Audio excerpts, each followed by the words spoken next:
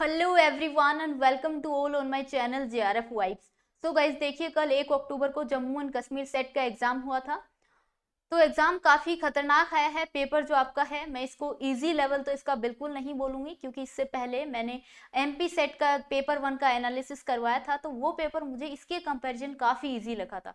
इस पेपर में आपका लेवल भी क्वेश्चंस का अच्छा खासा आया है, और जो पैसेज है वो तो बड़ा ही कंफ्यूजिंग है। सो मैं आपको आंसर्स बता देती हूँ, लेकिन एक चीज मैं आपको अभी अश्योर कर देती हूँ कि ऐसा नहीं है फाइनल आंसर की में आपको सारे के सारे क्वेश्चन सही देखने को मिले। हो सकता है जो मैं आपको आंसर की बताऊं उसमें 3-4 क्वेश्चन आपको अप डाउन देखने को मिले। सो आप लोग अपने आंसर्स मैच कर लेना, क्योंकि कुछ कंफ्यूजिंग क्वेश्चन है तो उनका सही आंसर देना शायद अभी पॉसिबल नहीं हो, लेकिन स्टिल मैंने पूरी कोशिश की है कि एक एक क्वेश्चन का मैं सही तरीके से एनालिसिस कर पाऊं। तो आप लोग अपने पेपर 1 में जितने भी आपके 50 में से क्वेश्चन ठीक हो रहे हैं, आपके कितने मार्क्स बन रहे हैं, ये आप कमेंट बॉक्स में लिख देना। अभी स्टार्ट करते हैं। इस पेपर को मुझे खुद सोल्व करने में बहुत ज्यादा टाइम लगा है, क्योंकि क्वेश्चन सच में अच्छे आए हैं इसमें। क्वेश्चन 1 देखिए, which of the following statement are true with special reference to memory level of teaching. Level of teaching आए, आप सबको पता होगा 3 टाइप के लेवल ऑफ टीचिंग होते हैं, एमएलटी, यूएलटी एंड आरएलटी। इस टॉपिक से हमेशा सेट के एग्जाम में, नेट के एग्जाम में हमेशा क्वेश्चन देखने को मिलते हैं, क्योंकि ये एवरग्रीन इंपॉर्टेंट टॉपिक है। ऑप्शन में दिया है मेमोरी लेवल टीचिंग के रिगार्डिंग कि teaching is related to subject. Definitely teaching learning process is basically response stimulus. Herbert is the main proponent of memory level, it is the thoughtful level of teaching. Option 4 देखिए, ये बिल्कुल गलत लिखा है, क्योंकि अगर यहाँ पे अंडरस्टैंडिंग लेवल ऑफ टीचिंग या फिर रिफ्लेक्टिव लेवल ऑफ टीचिंग लिखा होता तो ये थॉटफुल वर्ड है यहाँ पे सही होता, लेकिन मेमोरी लेवल टीचिंग के लिए थॉटफुल बिल्कुल सही वर्ड नहीं है। ऑप्शन 4 बिल्कुल गलत है। फर्स्ट सही है, दूसरा है teaching learning process is basically response stimulus, ये भी गलत दिया है, क्योंकि रेस्पॉन्स स्टिमुलस या फिर एक्शन रिएक्शन ये किसके लिए सही है, अंडरस्टैंडिंग या फिर रिफ्लेक्टिव लेवल ऑफ टीचिंग के लिए। मेमोरी लेवल टीचिंग में ऐसा कुछ नहीं होता है। सो यहाँ पे हर्बर्ट इसके प्रोपोनेंट हैं, ये बात बिल्कुल सही है, और teaching is related to subject, ये भी सही है। ए और फर्स्ट और थर्ड बिल्कुल सही दिया है, जो कि ऑप्शन इसका बी होगा। ठीक है। Question number 2, which one of the following is not nature of teaching. Teaching की यानी कि शिक्षण की प्रकृति नहीं है, नोट का पूछा गया है। तो देखिए, teaching is a process of development and learning, yes ये बिल्कुल सही है। Teaching causes A change in behaviour, ये भी सही है। अब आपको ऑप्शन सी और डी में कंफ्यूजन हो रहा होगा कि teaching is an art of behaviour या फिर teaching is face to face encounter. तो गाइस मैं आपको बता दूं, ये फोर्थ ऑप्शन आपको दिया है जो ट्रेडिशनल फॉर्म होता था टीचिंग का, उसके अकॉर्डिंग, ना कि अभी के टाइम के अकॉर्डिंग। अभी आप फेस टू फेस जरूरी नहीं है कि टीचिंग करो, विदाउट फेस टू फेस भी आप कर सकते हो। ठीक है। लेकिन अगर ट्रेडिशनल फॉर्म में ये पूछा गया है तो वहां पे टीचिंग थी वो फेस टू फेस ही होती थी, इस वजह से ऑप्शन डी भी सही है। लेकिन क्वेश्चन में नोट पूछा है तो इसका आंसर होगा option C, teaching is an art of behaviour. देखिए ये बात बिल्कुल सही है, लेकिन पूरी तरीके से सही नहीं है, क्योंकि टीचिंग में बिहेवियर एक छोटा सा पार्ट होता है। लेकिन ऐसा नहीं है कि टीचिंग सिर्फ और सिर्फ बिहेवियर पे आधारित होती है, टीचिंग में बहुत सारी चीजें शामिल होती हैं, इस वजह से ऑप्शन सी नहीं होगा। मतलब नोट पूछा है तो इसका आंसर होगा सी वाला, teaching is an art of behaviour, that is not a nature of teaching. ठीक है। थर्ड क्वेश्चन देखिए, given below are two statement दिए गए हैं। फर्स्ट में लिखा है मैक्सिमम परफॉर्मेंस टेस्ट, ये एनटीए का यूजीसी नेट का पीवाईक्यू है। ये दो डेफिनेशन आपसे पूछी है, मैक्सिमम परफॉर्मेंस टेस्ट और टिपिकल रेस्पॉन्स टेस्ट, इन दोनों की डेफिनेशन बिल्कुल सही दी है। ये टेस्ट क्यों होता है, असेस करने के लिए the upper limit of the examinees knowledge and abilities के लिए, और टिपिकल रेस्पॉन्स टेस्ट होता है design to measure the behaviour and characteristics जानने के लिए। ठीक है। सो राइट आंसर क्या होगा, क्योंकि दोनों सही हैं तो both statement 1 and 2 is correct. ठीक है। Next question, which one of the following is the main objective of teaching. Teaching का या शिक्षण का मुख्य उद्देश्य कौन सा है। To give proper information about syllabus and curriculum, to develop critical and creative thinking to student, या फिर to dictate notes and materials to student, या फिर prepare student to pass the examination and get degree. देखिए teaching का objective ये नहीं होता है कि बच्चों को मतलब एग्जामिनेशन में पास करें डिग्री के लिए, या फिर उनको नोट्स देने के लिए, या फिर सिलेबस एंड करिकुलम के बारे में बताने के लिए। इन चारों ऑप्शन में से सबसे बेस्ट ऑप्शन है to develop critical and creative thinking of student. अगर शिक्षण का मुख्य उद्देश्य पूछा गया, इसका मतलब है स्टूडेंट्स के अंदर क्रिटिकल थिंकिंग को डेवलप करना, हर चीज को, हर कॉन्सेप्ट को वो मतलब उसका प्लस पॉइंट भी देख पाए, माइनस पॉइंट भी देख पाए, क्रिटिकली सोच पाए, इस एबिलिटी को डेवलप करना है मेन उद्देश्य। ठीक है, फोर्थ क्वेश्चन का आंसर होगा बी। फिफ्थ नंबर क्वेश्चन है which one is not a characteristics of good teacher. एक अच्छे शिक्षक की विशेषता नहीं है, नोट को फोकस करना, तो नहीं है में देखिए एक good teacher should be able to explain content, ये तो विशेषता है। A good teacher should be able to provide notes to the student, देखिए नोट्स देना स्टूडेंट को ये एक अच्छे टीचर की विशेषता नहीं है, तो ये इसका आंसर होगा।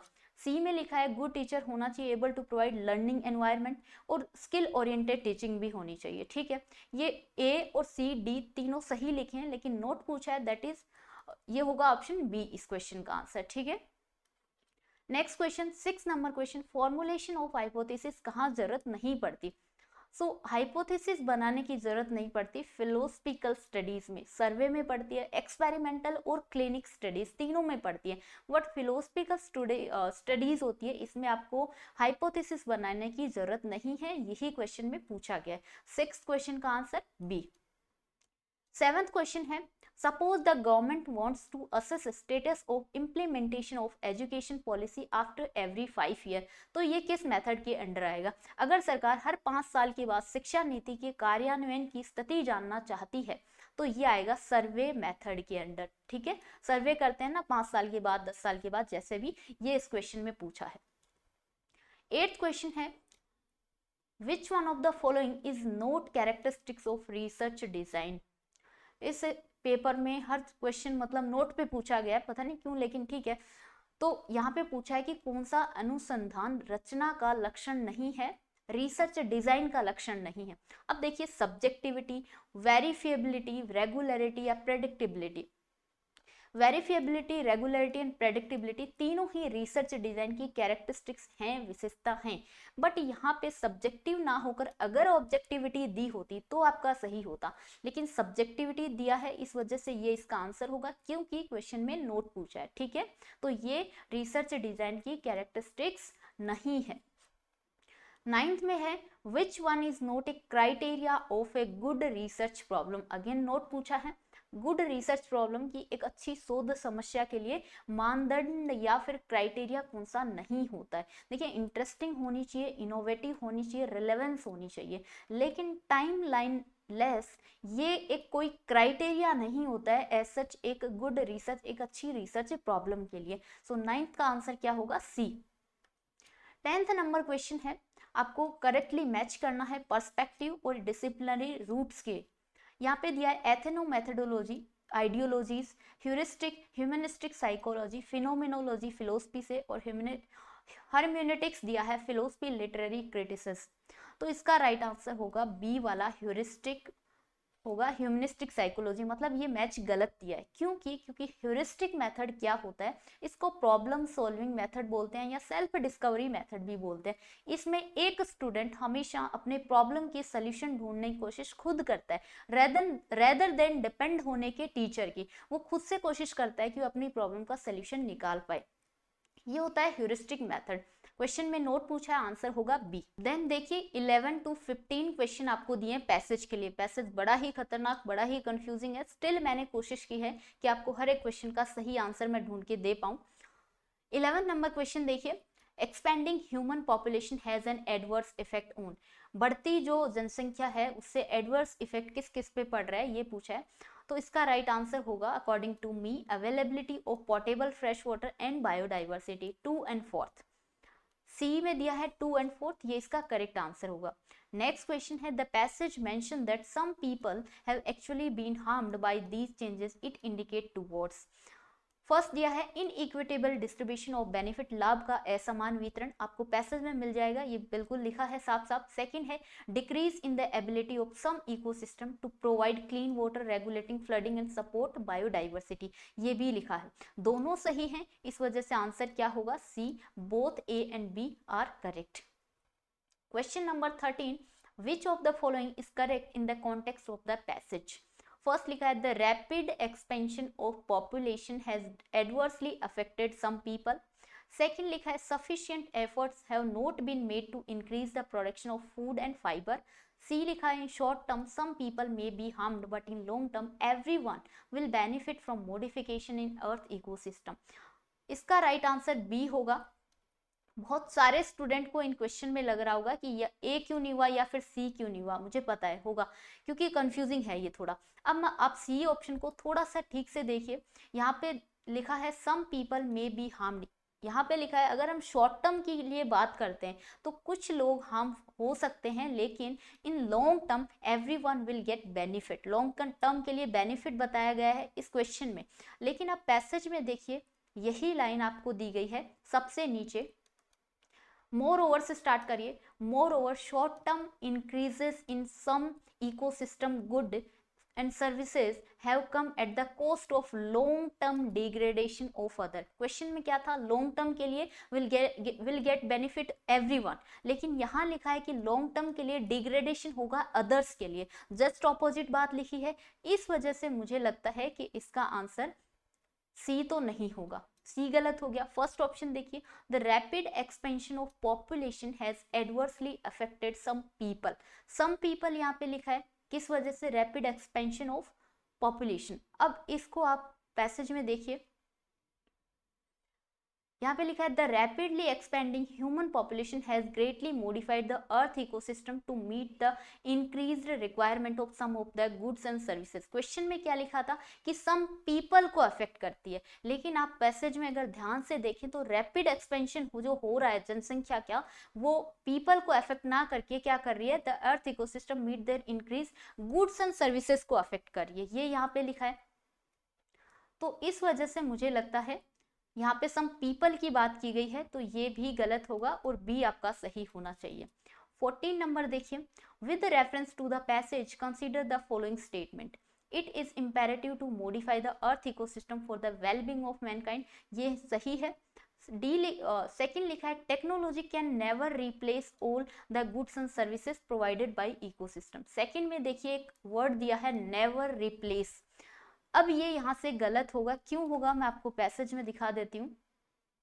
टेक्नोलॉजी के बारे में बात की गई और नेवर रिप्लेस, तो यहाँ पे देखिए most of these benefit are either irreplaceable और द टेक्नोलॉजी, यहाँ पे सबसे पहली बात तो नेवर नहीं लिखा है, मोस्ट ऑफ दीज बेनिफिट लिखा है, वो इररिप्लेसेबल हो सकते हैं टेक्नोलॉजी से, और to replace them is prohibitively expensive, हो सकता है कि वो एक्सपेंसिव हो, खर्चीले हो, लेकिन यहाँ पे नेवर वर्ड यूज नहीं किया गया है।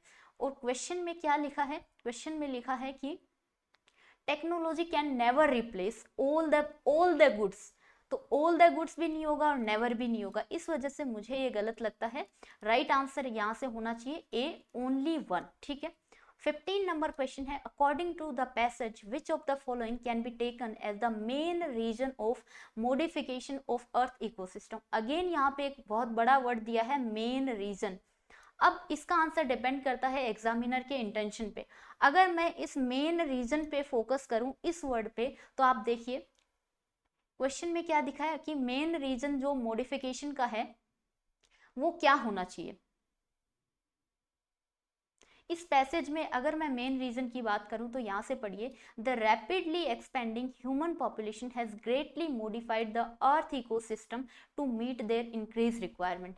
यहाँ पे मेन रीजन आपको दिया है रैपिडली एक्सपेंडिंग ह्यूमन पॉपुलेशन, जिस वजह से मॉडिफिकेशन हुआ है। तो अगर मेन रीजन की देखो बात की जाए इस वर्ड की पर्टिकुलर, तो यहाँ पे मुझे लगता है बी ऑप्शन होना चाहिए। इसका आंसर डी भी हो सकता है, ऑल ऑफ दी अबव, अगर एग्जामिनर का इंटेंशन अलग हो, क्योंकि बात सबके बारे में की गई है इस पैसेज में, टेक्नोलॉजी के बारे में, लैक ऑफ इंटीग्रेटेड अप्रोच के बारे में, लेकिन अगर मैं इस वर्ड पे थोड़ा सा ज्यादा जोर अगर मैं डालूं तो मुझे लगता है इसका आंसर इंक्रीजिंग पॉपुलेशन होना चाहिए, ठीक है। नेक्स्ट क्वेश्चन देखिए, a fixed and categorized impression of a group of people based on predetermined set of qualities is called। बहुत ही कॉमन क्वेश्चन है, आम बोलचाल में इसको यूज करते हैं। आपने बहुत बार देखा होगा, सुना होगा हमारे बड़े लोगों से कि अगर हम रास्ते में जा रहे हैं, बिल्ली हमारा रास्ता काट देती है तो वो क्या होता है, अशुभ होता है। रात को नाखून नहीं काटने चाहिए, जाते हुए इंसान को गुड बाय नहीं बोलना चाहिए। ऐसे बहुत सारी चीजें होती हैं जो हम ये ध्यान नहीं देते कि उनके पीछे लॉजिक क्या है, साइंस क्या है। बस वो प्री डिटरमाइंड है, पहले से वो निर्धारित है कि हमसे बड़े लोग ऐसे करते थे और हम भी ऐसे करते हैं और आगे भी ये चीजें ऐसे ही चलती रहेंगी। यही क्वेश्चन में पूछा। और इनके लिए एक वर्ड होता है स्टीरियोटाइप। ये चीजें होती है स्टीरियोटाइप जो पहले से निर्धारित होती है, कोई रीजन नहीं है, कोई लॉजिक नहीं है, कोई साइंस नहीं है। ठीक है, सो ऑप्शन सी इसका राइट होगा। 17 नंबर है, एनालॉग मास कम्युनिकेशन के बारे में बात की गई है, यानी कि डिजिटल फॉर्म ऑफ कम्युनिकेशन की बात की गई है। प्रिंट मीडिया आ सकती है इसके अंदर बिलबोर्ड्स आ सकते हैं, इसके अंदर प्रिंट मीडिया तो आती ही है, और बिलबोर्ड हो गए या फिर टेलीविजन हो गया, रेडियो हो गया, ये सारी चीजें एनालॉग मास कम्युनिकेशन में आ सकती हैं। डिजिटल मास कम्युनिकेशन की बात यहाँ नहीं हो रही है। ये नीचे वाले तीनों ऑप्शन डिजिटल मास कम्युनिकेशन के एग्जाम्पल हो सकते हैं, dynamic, interactive and exploratory. But if we are talking about analog mass communication तो राइट आंसर क्या होगा, स्टैटिक होंगी, यानी कि वन वे कम्युनिकेशन होता था ट्रेडिशनल टाइम में। ठीक है, सो इसका राइट आंसर 17 का ए होगा, स्टैटिक। नेक्स्ट क्वेश्चन है, विच of the following statement is not correct. Again not correct पूछा है। A good communicator can not be A good teacher. क्या ये सही बात है? नहीं, क्योंकि ऐसा थोड़ी है कि गुड कम्युनिकेटर गुड टीचर नहीं बन सकता, ऑब्वियसली बन सकता है। सो राइट आंसर तो ये होगा। नीचे लिखा है कि good communicator has good sense of humour होता है, वाइड उसकी रीडिंग होती है और हैज कमांड ओवर लैंग्वेज। ये सारी चीजें सही हैं, बट ये बात गलत लिखी है यहाँ पे कि गुड कम्युनिकेटर गुड टीचर नहीं बन सकता। ठीक है, राइट आंसर ए होगा। 19 नंबर क्वेश्चन है, 4 conditions influence the effectiveness of an encoded message. Encoded message के लिए 4 कंडीशन दी गई हैं जो कि उसकी इफेक्टिवनेस के लिए हैं। फर्स्ट दी गई है skills, attitude, knowledge and fourth हमसे पूछी है, तो फोर्थ क्या होगा, सोशल कल्चरल सिस्टम। अब देखिए इनकोडेड मैसेज क्या होता है, जो कि एक सेंडर इनकोड करके जो मैसेज भेजता है रिसीवर के पास, लेकिन यहाँ पे सेकंड ऑप्शन दिया knowledge of the receiver. Encoded message में रिसीवर का कोई रोल नहीं होता है, सो बी गलत है। एज बिल्कुल मैटर नहीं करती और एनवायरमेंटल इश्यू भी गलत होगा, ए सही होगा क्वेश्चन नंबर 19 का। 20 नंबर क्वेश्चन लिखा है, the ability to communicate effectively, प्रभावी ढंग से संवाद करने की क्षमता, it depend on the educational level. बिल्कुल गलत है, क्योंकि ऐसा थोड़ी अगर हमारा एजुकेशन लेवल अच्छा नहीं है या फिर बैकग्राउंड हमारा अच्छा नहीं है तो क्या हम अच्छे तरीके से इफेक्टिवली कम्युनिकेट नहीं कर सकते? डेफिनेटली कर सकते, क्योंकि ये चीज़ें तो सीखी जा सकती हैं। फर्स्ट गलत हुआ। नेचुरल टैलेंट नहीं होता है, ऐसा भी नहीं है कि हम उसको डेवलप नहीं कर सकते, हम उसको डेवलप कर सकते हैं। Always depends upon the use of technology, ये भी गलत है। कैन बी लर्न, ये सही है। शिक्षा सीखा जा सकता है, ऑब्वियसली ये कोई नेचुरल मतलब पैदा होते ही टाइम तो ऐसा है नहीं कि हम इफेक्टिवली कम्युनिकेट करना सीख जाते हैं, ये सीखा जा सकता है, लर्न कर सकते हैं इसको, डी सही होगा। 21st क्वेश्चन दिया है, 2 लिस्ट दी गई है, मैच करना है। Voice over internet protocol VoIP सबने पढ़ा होगा, क्या होता है, किस काम आता है, यूज आता है of internet to make phone calls. P match होगा सेकंड से, इस ऑप्शन में भी दिया है, इसमें भी दिया है, पी सेकंड से मैच होगा। क्यू किससे मैच होगा, fibre optical cable make use of light pulses to transmit data. Q connect होगा फर्स्ट से, क्यू फर्स्ट से होगा। URL देखिए, URL क्या होता है, text use by web browser to locate a web address on the internet. तो R किससे मैच होगा, 4 से मैच होगा। R4 से होगा UTP केबल। अब UTP केबल क्या होता है, एक ही ऑप्शन बचा है, most appropriate to connect computer in a small building, तो S होगा 3 से मैच, और राइट आंसर क्या होगा, बी इसका राइट आंसर होगा। ठीक है, 22 नंबर क्वेश्चन है, which social welfare scheme was launched for children's health and malnutrition. तो ICDS इसका राइट आंसर होगा, इंटीग्रेटेड चाइल्ड डेवलपमेंट सर्विस। ये 6 से कम उम्र के बच्चों के लिए, लैक्टेटिंग वुमेन्स के लिए या फिर प्रेग्नेंट वुमेन के लिए ये जो स्कीम है। और ICDS इसका राइट आंसर होगा। क्वेश्चन में पूछा है बच्चों के स्वास्थ्य एवं कुपोषण के लिए कौन सी सामाजिक कल्याण योजना, सो ये ICDS स्कीम है, ठीक है। 23 क्वेश्चन है, Which of the following is a premier database of profile of scientist, researcher, other faculty member working at leading institution of India। तो ये डेटाबेस जहाँ पे हमें साइंटिस्ट की प्रोफाइल, रिसर्चर की प्रोफाइल जो कि बड़े लीडिंग इंस्टीट्यूशन में काम कर रहे हैं, इसके लिए है विद्वान। ए इसका राइट आंसर होगा। ये क्वेश्चन बहुत बार UGC नेट में भी पूछा जाता है, विद्वान के रिगार्डिंग, ई आचार्य के रिगार्डिंग, ई कल्पा या फिर ई यंत्रा एक और होता है उसके रिगार्डिंग, ठीक है। 24 नंबर क्वेश्चन है, what are the major standard for video conferencing over IP protocol. तो IP प्रोटोकॉल के लिए मेजर स्टैंडर्ड एक ये भी होता है internet engineering task force IETF, और एक ये भी होता है ITU TH323 प्रोटोकॉल। फर्स्ट और सेकंड दोनों होते हैं, इस वजह से आंसर राइट क्या होगा, ये वाला राइट आंसर होगा D, बोथ IETF और ITU T323 प्रोटोकॉल दोनों होंगे, ठीक है। 25 नंबर क्वेश्चन है, what are the maximum efficiency of pure ALOHA at G equals to half. तो इसका राइट आंसर होगा 18.4। 26 नंबर क्वेश्चन रीजनिंग का सिंपल सा क्वेश्चन है, +2 करना है, C+2 करेंगे तो E आएगा, E+2 करेंगे तो G आएगा, G+2 करेंगे तो I, और I+2 करेंगे तो K आएगा। राइट आंसर क्या होगा, ISS। 27 नंबर क्वेश्चन मैथमेटिक्स का question, 2 trains leave from Mumbai to Delhi at 6 AM and 6:45 AM। एक ट्रेन है जो मुंबई से 6 बजे चलती है, दूसरी 6:45 पे चलती है सुबह। पहली ट्रेन की जो गति है, स्पीड है, वो 100 किलोमीटर पर आवर है, दूसरी की 136 किलोमीटर पर आवर है। पूछा क्या है, how many kilometre from Delhi will the train be together, जहाँ पे दिल्ली से कितनी दूरी पे दोनों ट्रेनें मिल जाएंगी। अच्छा क्वेश्चन है, लेकिन बात यह है कि क्वेश्चन गलत है। बताती हूँ कैसे। क्वेश्चन में लिखा है, देखिए ये यहाँ पे मुंबई है और ये यहाँ पे दिल्ली है।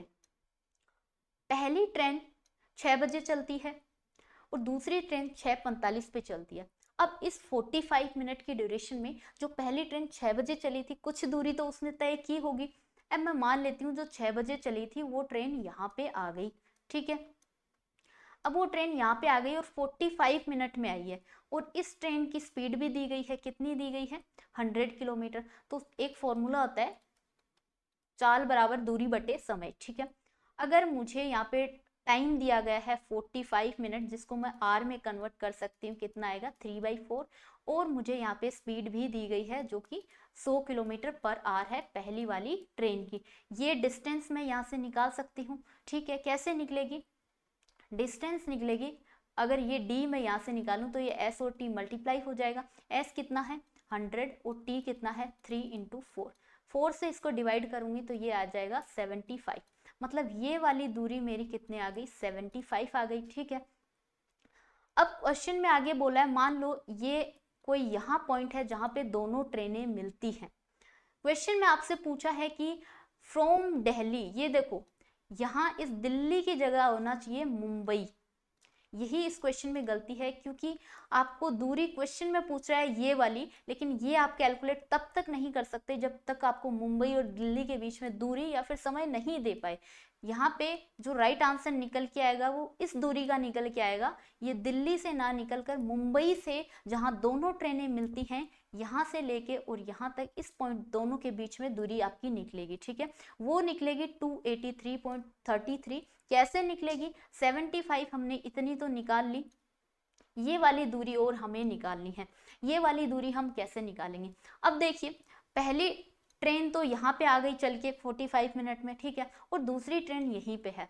अब क्या होगा, अब ये दो ट्रेनें हैं, दोनों ट्रेनें ये दूरी तय करने में सेम टाइम लेंगी, क्योंकि स्पीड उनकी अलग है और डिस्टेंस भी उनकी अलग है, क्योंकि पहली वाली ट्रेन यहाँ से चल के आएगी और दूसरी वाली ट्रेन यहाँ से चलेगी। डिस्टेंस अलग, स्पीड अलग, लेकिन टाइम अलग, टाइम सेम होगा।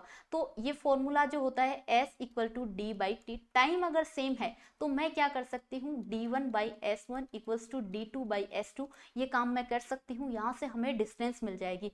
सो पहली ट्रेन की D1 देखिए, पहली ट्रेन 75 तो चलेगी, और ये वाली D इसको मैं मान लेती हूँ एक बार के लिए ये भी चलेगी, तो 75 प्लस D हो गई। और S1 पहली ट्रेन, ये वाली वो ट्रेन है जो 6:45 पे चलेगी, तो इसकी स्पीड थी 136 इक्वल्स टू D2, D2 तो D ही है, ये तो इतनी ही दूरी चलेगी, और ये तो सेम है दोनों के लिए, ये तो 75 किलोमीटर अलग चलेगी, तो ये D लिख दिया, और S2 इसकी है 100। यहाँ से D अगर आप निकालेंगे तो वो आंसर आएगा आपका 208.33। अब अगर ये इतनी दूरी मेरी 208.33 आ गई, तो 208.33 प्लस अगर मैं 75 ऐड करती हूँ तो इसका आंसर आएगा 283.33। क्वेश्चन समझ में आया, आंसर समझ में आया। गलती इस क्वेश्चन में ये है कि यहाँ फ्रॉम दिल्ली ना करके फ्रॉम मुंबई करना था। इस क्वेश्चन को आप डेफिनेटली क्लेम कर सकते हैं, आंसर सही दिया है, लेकिन ये प्रिंटिंग मिस्टेक हो या कुछ भी हो, ये स्टूडेंट्स की रिस्पॉन्सिबिलिटी नहीं है। 28 नंबर क्वेश्चन, ये इजी क्वेश्चन आप कर लोगे, लेकिन इसको करने का मेथड ये नहीं होता कि आप 8 माइनस 8 जीरो कर दो, सबको मल्टीप्लाई कर दो, सब जीरो हो गया। आपको पता होगा इस डेफिनेटली इसका जो मेथड है, आपको यहाँ नीचे से सोल्व करना होगा, इसको अलग करना होगा, फिर आपको सोल्व करना है। तो इस तरीके से 4 इसका आंसर आएगा, आप लोग कर लेंगे, इसको हो जाएगा। ठीक है, 29 नंबर क्वेश्चन देखिए, the MRP of article is 50% above it's manufacturing cost. अगर मैन्युफैक्चरिंग कॉस्ट में 100 रुपये मान लेती हूँ, तो MRP यहाँ पे 50% अगर अबव बोला है तो मतलब 150 होनी चाहिए। ठीक है, the article is sold through a retailer who earn 20% profit on the purchase price. 20% purchase price पे क्या करता है, प्रॉफिट अर्न करता है, और रिटेलर 10% का डिस्काउंट देता है MRP पे। MRP हमें 150 दिया गया है, 150 पे अगर 10% डिस्काउंट कर दूं तो 10% कितना होता है, 15 होता है, मतलब 135 रुपए में उसने सोल्ड किया होगा रिटेलर ने। लेकिन इस 135 रुपए पे भी वो बेनिफिट ले रहा है, कितना ले रहा है, 20% का ले रहा है।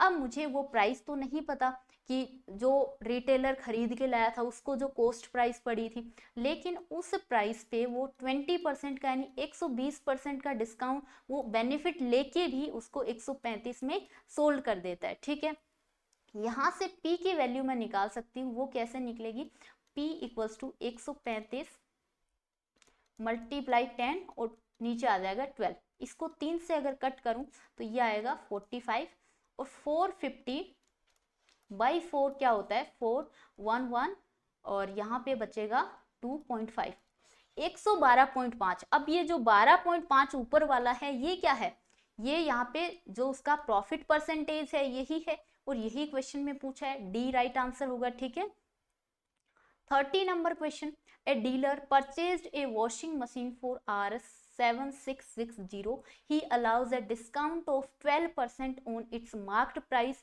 and still gains 10%. Find the price marked price of the machine. अब मार्क प्राइस हमें यहाँ पे दी तो नहीं गई है, जिसपे कि मार्क प्राइस पे 12% का डिस्काउंट दिया है। अब मार्क्स प्राइस को मैं मार्क प्राइस को M ही मान लेती हूँ क्योंकि दी नहीं गई है, उस पे 12% का डिस्काउंट का मतलब होता है 88%। इसका 88% किसके इक्वल है, 7,760 के 10% गेन पे, तो ये होगा 110%। मैं यहाँ पे लिख देती हूँ। अब ये M की वैल्यू जो आप निकालेंगे 100 से 100 कट जाएगा, और M की वैल्यू कैसे निकालोगे, 7660 इंटू 1110 बाई 88, ये आपकी निकल के आएगी, कैलकुलेट कर लेना 9575, ऑप्शन ए। ठीक है, 31 क्वेश्चन देखो, cases of food poisoning due to consumption of liquor are increasing in rural area. Assumption दिए गए हैं, कौन सा इसके अंदर इम्प्लिसिट है वो पूछा गया है। ऐसे क्वेश्चन में कभी भी जनरल सेंस में नहीं सोचा जाता है, जो स्टेटमेंट में मेंशन किया गया है उसी के अराउंड आपको सोचना होता है। क्वेश्चन में देखो, स्टेटमेंट में लिखा है कि ग्रामीण क्षेत्रों में शराब के सेवन से खाद्य विषाक्तता यानी फूड पॉइजनिंग में क्या हो रही है, केसेस उसके बढ़ रहे हैं। तो फर्स्ट एजम्पशन क्या दिया है कि percentage of people consuming liquor is more in rural areas, और सेकंड दिया है कि there are many unauthorised spurious liquor shops in the rural areas. B option को देखिए, सेकंड वाला जो दिया है क्या स्टेटमेंट में कहीं भी अनऑथोराइज्ड ऑथोराइज्ड किसी भी लीकर शॉप की बात की गई है?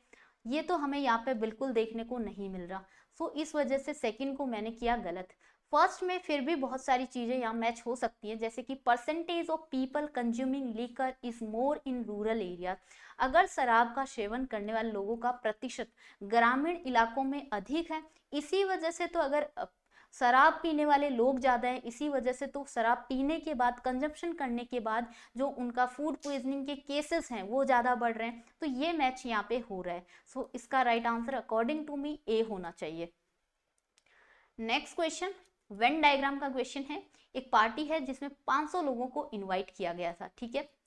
पहला टाइप है कि 200 लोग ऑप्टेड फॉर इंडियन फूड, ये इंडियन फूड वाले हैं और ये 200 लोग हैं, ठीक है। यहाँ पे दूसरा टाइप दिया है 150 ईटन इटालियन फूड, ये इटालियन फूड खाते हैं और ये 150 लोग हैं। तीसरी कैटेगरी आती है 100 पीपल कॉन्टिनेंटल फूड वाले, ठीक है, ये कॉन्टिनेंटल वाले हैं और ये 100 लोग हैं। उसके बाद 14 लोग दिए हैं जो कि बोथ लेते हैं इंडियन और इटालियन फूड, इंडियन और इटालियन ये 14 आ गए। 10 पीपल जो कि इटालियन और कॉन्टिनेंटल, इटालियन और कॉन्टिनेंटल ये 10 पीपल हैं। और यहाँ पे 15 पीपल दिए हैं जो कि इंडियन और कॉन्टिनेंटल। सो इंडियन और कॉन्टिनेंटल ये यहाँ पे 15 लोग हैं। और बीच वाले 6 दिए हैं जो तीनों टाइप के कंज्यूम करते हैं, ठीक है। 6 people have taken all 3 kind of food. Question में क्या पूछा है, find how many people have only Italian food. ये जो ओनली वर्ड है या फिर ये जो केवल वर्ड है, इसको ध्यान से देखो। क्वेश्चन में पूछा है कितने लोग केवल इटालियन फूड खाते हैं। अब इटालियन फूड का मतलब ये नहीं है आप सब कुछ ही काउंट कर दो, इसमें देखो वो लोग भी हैं जो 2 टाइप के फूड कंज्यूम करते हैं, तीनों टाइप के करते हैं, लेकिन क्वेश्चन में ओनली केवल पूछा है। तो केवल के लिए 150 में से आपको माइनस करना होगा ये वाला 14, ये वाला 10 और ये वाला 6। ये आप माइनस करेंगे तो आंसर क्या आएगा, देखिए 14 + 10 24 और 24 + 6 30। 150 में से 30 माइनस कर दो, आंसर आएगा 120। केवल वो लोग हैं जो कि इटालियन फूड खाते हैं, बी ऑप्शन, ठीक है। हेतुआभास इन इंडियन लॉजिक रेफर सबको पता होगा, ये क्या हुआ, फैलेसी। 34 नंबर क्वेश्चन है Nyaya theory of error is known as. त्रुटि के न्याय सिद्धांत को क्या कहते हैं, अन्यथा ख्याति, ऑप्शन बी होगा। 35 नंबर क्वेश्चन फैलेसी से क्वेश्चन है। Number 3 is prime number, so are number 5 and 7, therefore all number are prime number. अगर 3 प्राइम नंबर है जैसे कि 5 और 7 है, उसी प्रकार से इसका मतलब है कि सारे नंबर ही प्राइम नंबर हैं, ये क्वेश्चन में पूछा है।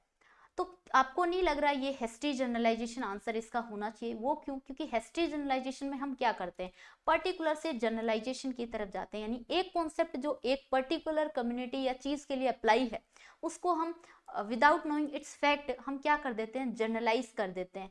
हमने कोई टेस्ट नहीं किया है लेकिन एक दो अगर चीज के लिए वो बात सत्य हमारी साबित हो रही है तो हम क्या करते हैं उसको सबके लिए फॉर ऑल एवरीवन उसको अप्लाई कर देते हैं। और यही मुझे लगता है इस क्वेश्चन में किया गया है कि अगर 3 प्राइम नंबर है जैसे कि 5 और 7, इसलिए क्या होगा कि सारे नंबर क्या हैं, प्राइम नंबर हैं। तो मुझे लगता है ये आपका हिस्ट्री जनरलाइजेशन इसका आंसर होना चाहिए। 36 नंबर क्वेश्चन दिया है द फॉलोइंग टेबल गिवन, ये आपको टेबल दी गई है और ये डेटा दिया गया है। क्वेश्चन है if the male population above poverty line for state R is 1.9 million then the total population of the state R. ये स्टेट आर है, ये यहाँ से ध्यान से देखिए, ये दिया है बिलो पॉवर्टी लाइन और यहाँ पे जो पोर्शन हमें दिया है ये दिया है ये बिलो और ये अबव, और क्वेश्चन में पूछा है अबव पॉवर्टी, मतलब ये वाला हमें यूज में लेना है।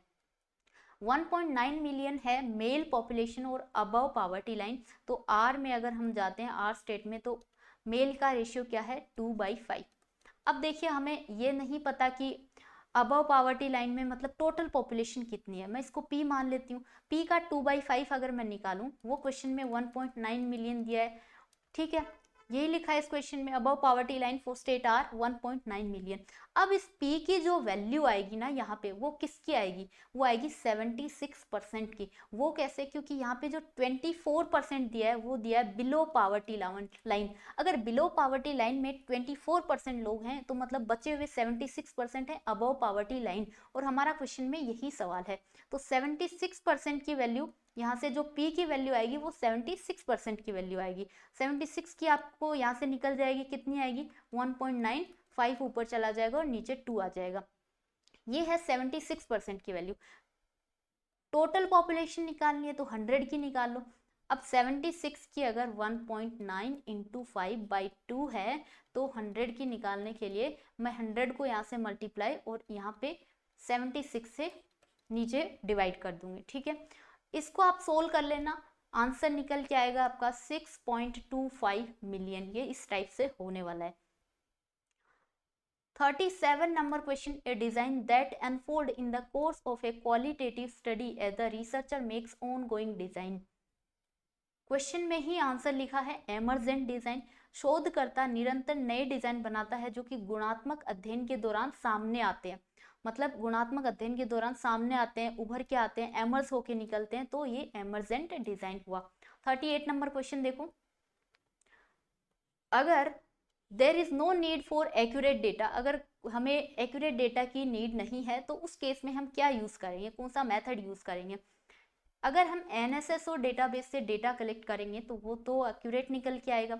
अगर हम इन्वेस्टिगेशन या फिर पर्सनल इंटरव्यू के थ्रू डेटा गैदर करेंगे तो वो भी एक्यूरेट आएगा। बट अगर हम ये वाला ऑप्शन चूज करते हैं, data collected from local informants, अगर स्थानीय जानकारियों से डेटा अगर हम एकत्र या कलेक्ट करते हैं तो वहाँ पे चांसेस है कि एक्यूरेट डेटा नहीं भी आए। यही क्वेश्चन में पूछा है। Note which of the following method can be use when there is no need, मतलब एक्यूरेट डेटा की अगर नीड नहीं है। अगर नीड होती तो ये तीनों वाले मेथड अप्लाई करते, लेकिन नीड नहीं है अगर एक्यूरेट डेटा की, तो लोकल इन्फॉर्मेंट्स की तरफ हम जा सकते हैं, ठीक है। 39 नंबर क्वेश्चन है, इज नॉट ए कैरेक्टरिस्टिक्स और consequences of weak data governance. So weak data governance की कौन सी कैरेक्टरिस्टिक्स नहीं है। देखिए, data duplication caused isolated silos, users do not trust the data and waste time in verifying the data, increased workload and processing। तीनों ही option characteristics हैं। Again question में note पूछा है तो नोट होगा ये वाला, prohibitive cost of high quality data, उच्च गुणवत्ता वाले डेटा की निषेधात्मक लागत। सो ये नहीं होगा, ठीक है। डी ऑप्शन इसका राइट होगा।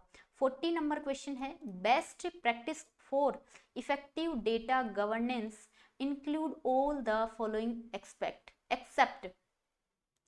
कौन सा नहीं है इफेक्टिव डेटा गवर्नेंस के लिए, मतलब 3 ऑप्शन दिए हैं प्रभावी डेटा प्रशासन के लिए, सर्वोत्तम विधियों में से 3 तो हैं, एक नहीं है।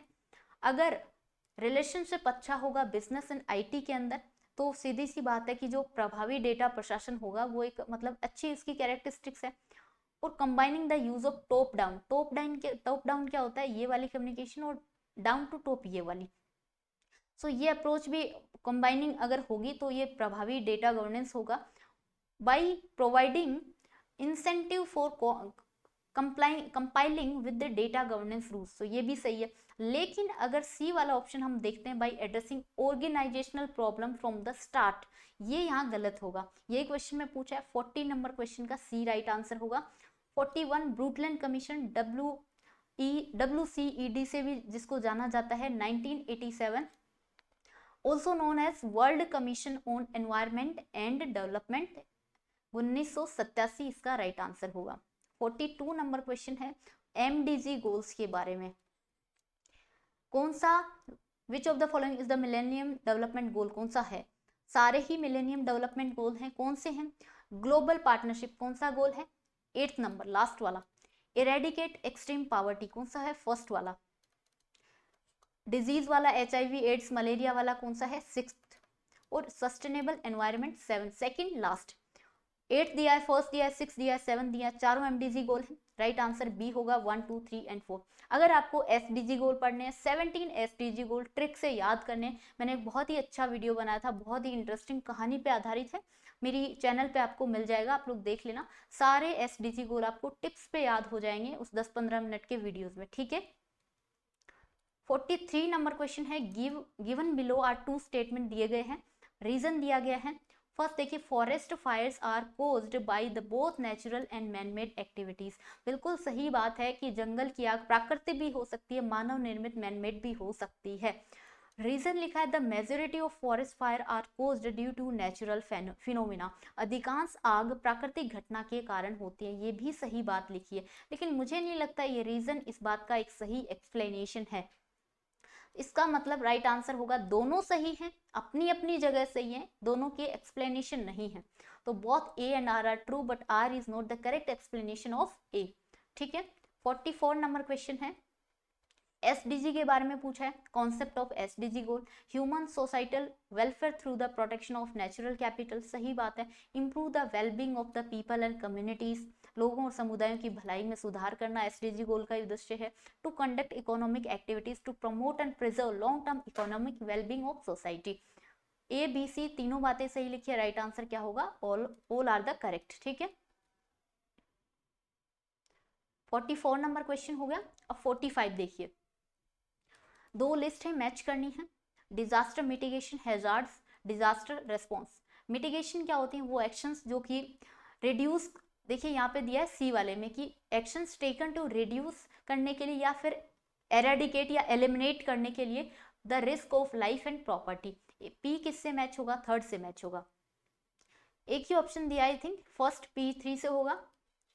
क्यों देखिए, हैजार्ड, हैजार्ड में लिखा है natural and man made event that has potential to cause loss of life, तो क्यों मैच होगा सेकंड से। आर किससे मैच होगा, डिजास्टर, डिजास्टर क्या होते हैं, एन इवेंट नेचुरल भी हो सकता है, मैन मेड भी हो सकता है, that causes loss of life या फिर damage to property. R match होगा फोर्थ से, और एक बचा है एस, फर्स्ट से होगा रिस्पॉन्स। रिस्पॉन्स क्या होते हैं, measurement taken immediately before and after a disaster. ठीक है, राइट आंसर ए होगा। 46 मूक मैसिव ओपन ऑनलाइन कोर्स के बारे में नोट एडवांटेज पूछा है, मतलब 3 एडवांटेज हैं और एक एडवांटेज नहीं है। रीचिंग मोर टारगेट ऑडियंस, ये तो इसका एडवांटेज है, उद्देश्य है, पर्पस है। Providing a uniform learning experience, यानी सबको समान लर्निंग एक्सपीरियंस मिले, ये भी इसका उद्देश्य है। अलाउिंग कस्टमाइज्ड शेड्यूलिंग, मतलब स्टूडेंट यहाँ अपनी फ्लेक्सिबिलिटी के अकॉर्डिंग, अपने टाइम के हिसाब से और अपनी फ्लेक्सिबिलिटी के हिसाब से क्या कर सकते हैं, शेड्यूल को कस्टमाइज कर सकते हैं, ये भी है। लेकिन इंक्रीज ट्रेनिंग कॉस्ट, ये इसका एडवांटेज नहीं है। सो राइट आंसर डी होगा। 47 कैलकट्टा यूनिवर्सिटी एजुकेशन कमीशन, इसका दूसरा नाम सैडलर कमीशन। माइकल सैडलर क्या थे, इसके चेयरमैन थे, यही क्वेश्चन है। 48 the university grant commission UGC 1953 में एग्जिस्टेंस में आई थी, और किस पर्पज के साथ आई थी, कोऑर्डिनेशन ऑफ हायर एजुकेशन, ये इसका पर्पज था। Determination and maintenance of standard, ये भी था। प्रमोशन ऑफ रिसर्च भी था, लेकिन प्रमोशन ऑफ वोकेशनल एजुकेशन इसका पर्पज नहीं था जब वो एग्जिस्टेंस में आई थी। तो फोर्थ होगा, लेकिन यहाँ पे क्वेश्चन में नोट नहीं, आपको पूछा है कौन कौन से पर्पज थे, तो फोर्थ तो नहीं थे, लेकिन 1 2 3 तीनों थे।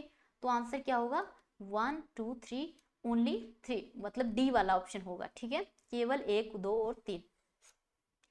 49 number question, which unconventional learning program in India aims to provide opportunities for children in rural areas to engage in productive work along with academic learning।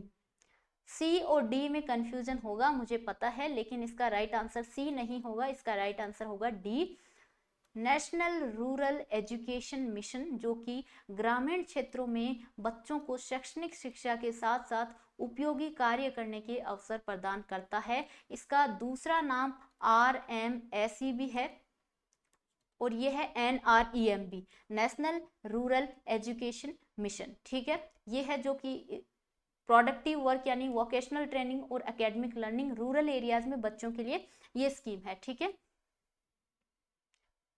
50 number question, last question देखिए। As per NEP 2020 recommendation, the Anusandhan national research foundation bill was passed by parliament of India in which year, ताजा bill है 23 का, 2023 का। 50 question complete हो गए हैं।